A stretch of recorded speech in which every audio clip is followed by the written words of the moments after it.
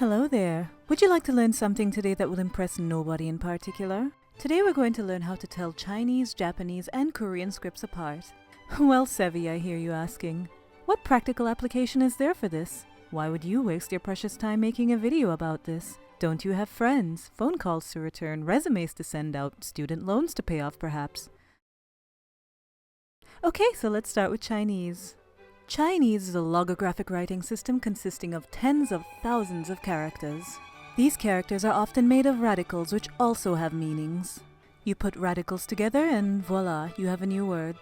As for why there's a rice field and a cat, I don't f***ing know. Imagine if you had to learn a symbol for almost every single word in the English language, and the symbol looked almost nothing like the thing it represented. For example, this would be pronounced wallet, hand, fridge, prince. You'd have to learn thousands of these to be considered literate. The most complicated Chinese character to date would be this one. You'd think someone compacted an entire sentence into a convenient block, but nope. It's a type of noodle. 58 strokes for a type of goddamn noodle. You know how I draw a noodle? There you go, noodle.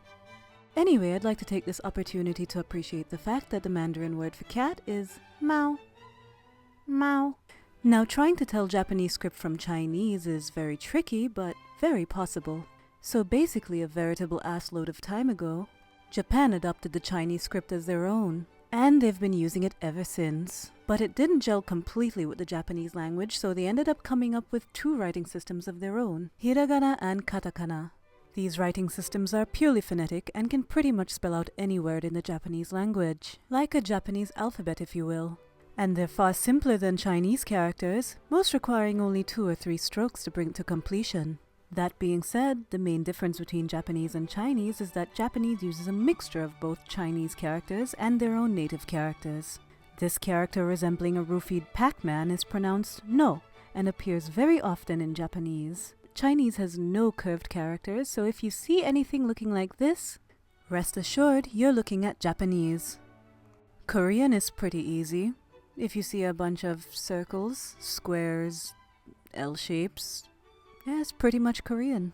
In summary, if you see an intimidating wall of pictographs, it's probably the Chinese language, barring if it's not hieroglyphics or something. If you see similar characters with a bunch of simpler characters mixed in, it's probably Japanese. If you see a bunch of circles and squares, it's probably Korean. Or probably geometry. I'm Sevy, thanks for learning with me today.